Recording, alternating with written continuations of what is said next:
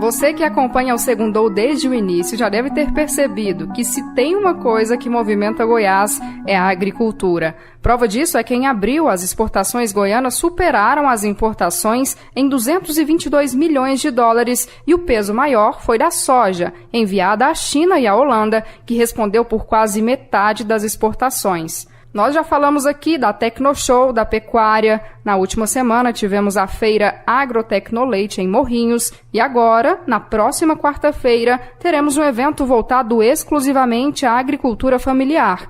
É a AgroCentro-Oeste Familiar, que será realizada na Universidade Federal de Goiás. No episódio de hoje, que já é o 9º, vamos falar um pouco sobre esse assunto e tentar traçar uma relação entre a agricultura familiar e os agrotóxicos que estão sendo liberados a rodo pelo governo. Não é exagero não. Só esse ano, 197 novos produtos foram permitidos no Brasil. É um recorde que não sei se merece comemoração. Só para você ter uma ideia, 26% desses agrotóxicos são proibidos na União Europeia. Com certeza, não faltam motivos. Eu sou Bárbara Falcão e sou responsável pela produção e edição desse conteúdo. Vamos juntos, que o Segundou de hoje está só começando. Nenhuma civilização nasceu sem ter acesso a uma forma básica de alimentação. E aqui nós temos uma, como também os índios e os indígenas americanos têm a dele. Nós temos a mandioca. E aqui nós estamos comungando a mandioca com o milho. Então, aqui hoje eu estou saudando a mandioca. Acho uma das maiores conquistas do Brasil. Olhando pelo espectro da agricultura familiar, a ex-presidente Dilma Rousseff não estava de todo errada ao saudar a mandioca. Quase 90% da mandioca produzida no Brasil vem de produções familiares. Em Goiás, os produtores familiares geram, por ano, mais de 46 mil toneladas de mandioca, cerca de 51 mil toneladas de arroz e quase 900 mil litros de leite. Esses números são os mais recentes divulgados pelo IBGE, mas são de 2009. Então, podemos dizer que essa produção, 10 anos depois, deve estar bem maior. Afinal, o que diferencia uma produção familiar de uma produção em larga escala? Eu convidei o engenheiro agrônomo da Emater, Júlio César de Moraes, para responder a essa pergunta. A definição de agricultura familiar tem toda uma legislação federal. Ela envolve o tamanho da propriedade, varia em cada município do Brasil. É até 4 módulos fiscais. Cada município tem um tamanho de módulo fiscal. Em Goiás tem municípios aí com 8, 6, 10 módulos fiscais. Então são basicamente pequenas propriedades. Tem que ter a exploração, a gerência, da propriedade tem que ser feita pela família. Tem a questão do valor também da renda na propriedade. Então é basicamente quando são membros aí da família que estão explorando as propriedades. Não pode ser essas grandes propriedades. Então, para enquadrar, até para a questão de crédito rural, tem que ser feito todo esse enquadramento, que geralmente é feito pela Emater no estado. É emitido a gente chama de DAP, Declaração de Aptidão da Agricultura Familiar. Com essa declaração em mãos, o produtor está apto até a pleitear créditos a juros mais baixos. Em 2009, segundo o IBGE, havia 213 mil pessoas trabalhando na agricultura familiar em Goiás, superando inclusive as grandes produções, que empregavam 205 mil pessoas no mesmo ano. Afinal de contas, voltando ao tema do início, como essas propriedades rurais fazem uso de agrotóxicos, em menor ou maior quantidade? A bióloga e doutora Daniela de Mello e Silva coordena uma pesquisa na Universidade Federal de Goiás sobre os impactos do uso de agrotóxicos na saúde de trabalhadores rurais que lidam diretamente com essas substâncias. Ela afirma que, no caso da agricultura familiar, as consequências são ainda maiores. Eu já trabalhei com pequenos agricultores e grandes agricultores.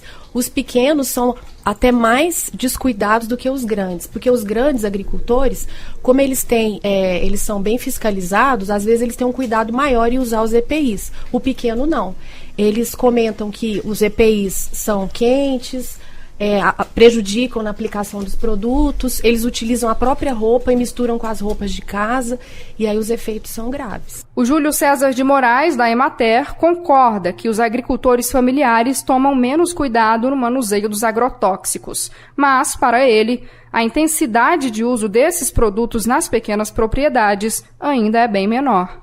Por isso, ele acha que a liberação de novos defensivos não deve atingir tanto o setor. A agricultura familiar, ela sofre mais ainda. Então não tem equipamentos apropriados, máquinas que as grandes propriedades utilizam. Entretanto, os agricultores familiares não fazem uso tão intensivamente de agrotóxico quanto os grandes produtores. Muito pelo contrário. Já visto essas feiras aí de orgânicos, agroecológicos, os produtos advindos da agricultura familiar são muito mais saudáveis. Com relação aos agrotóxicos, é preocupante realmente essa liberação de mais defensivos, mas com relação à agricultura familiar não tem muito problema, que esses defensivos, a maioria, não serão utilizados pela agricultura familiar, mas é claro que preocupa, né? São mais defensivos liberados aí para o país, e nós temos que estar bastante atentos, principalmente os agricultores e os técnicos, tentando usá-los da melhor maneira possível para que agridam menos o meio ambiente. A necessidade do uso de agrotóxicos na produção de alimentos é tema de diversos estudos e é difícil achar um consenso. Tem gente radical tanto para um lado quanto para o outro. Mais do que debater a necessidade, é preciso debater o uso com responsabilidade dessas substâncias, já que as consequências podem ser graves. Uma reportagem no Jornal Popular do último domingo, assinada pelo Galtieri Rodrigues, detalha o estudo que está sendo desenvolvido na UFG, sob coordenação da professora Daniela de Melo e Silva, que se aprofunda especialmente sobre essas consequências. Daniela conta que os pesquisadores já encontraram agrotóxicos no leite materno e na água de poças de fazendas. Um relatório final da pesquisa deve ser entregue em setembro deste ano. Então, os agrotóxicos são substâncias utilizadas para combater, geralmente, pragas. E eles são, sim, tóxicos, fazem mal para a saúde, tanto ambiental quanto humana. E eu tenho pesquisado o efeito desses agrotóxicos na saúde ambiental e humana já tem uns 10 anos. E as nossas pesquisas mostram que eles têm agredido a saúde, por exemplo, de agricultores, porque nós avaliamos agricultores que lidam ocupacionalmente com esses agrotóxicos. A gente chama de lesões no DNA, quebras do DNA, que podem ou não ser reparadas, porque o nosso DNA, ele sofre constantemente agressões, mas essas agressões podem ser reparadas. Se não forem reparadas, aí você vai ter o que a gente chama de mutação, que é uma alteração permanente do DNA. Então, a gente tem visto que essas lesões estão aumentadas e isso preocupa, porque a longo prazo essas lesões podem se transformar em mutação. E essa mutação está ligada com câncer, por exemplo. Dito isso, fica o convite para a AgroCentro-Oeste Familiar 2019. No site do evento tem uma lista de 8 motivos pelos quais vale a pena sair de casa. Entre eles, você pode descobrir quanta tecnologia existe por trás de um grão de milho. Anota aí, o site é www.agrocentro.agro.ufg.br. E agora vamos aos outros assuntos importantes dessa semana. A medida provisória que autoriza os estados a usarem recursos dos fundos constitucionais de suas regiões para investimentos em infraestrutura está pronta. Isso, segundo o governador Ronaldo Caiado. Vale lembrar que ele disse o mesmo sobre o Plano Mansueto, a opção anterior para recuperar as finanças dos estados, mas nada aconteceu. Agora é esperar para ver se essa nova medida será realmente enviada ao Congresso. A proposta não agrada muito o setor industrial e deve causar polêmica. O novo Código Tributário de Goiânia deve ser votado na Câmara de Vereadores essa semana, na quarta ou na quinta-feira. Entre as principais mudanças propostas está a diminuição da alíquota de IPTU para contribuintes que abrirem negócios no centro da capital. Após mais de 15 anos, uma mulher vai voltar a apitar um jogo de futebol da Série A do Brasileirão. A paranaense Edna Alves vai apitar a partida de hoje entre o CSA e o Goiás. Ao lado de Edna estará a assistente Neuza Beck, que vai viajar com ela para a Copa do Mundo da França 2019. Eu entrei em contato com a CBF e pedi uma entrevista com a Edna para o Segundou, mas a assessoria de imprensa argumentou que a confederação não costuma dar destaque para árbitros antes das partidas para não aumentar a pressão e também para evitar qualquer confusão em torno de alguma fala. De qualquer forma, eu não desisti e fiquei de retomar o contato depois do jogo de hoje.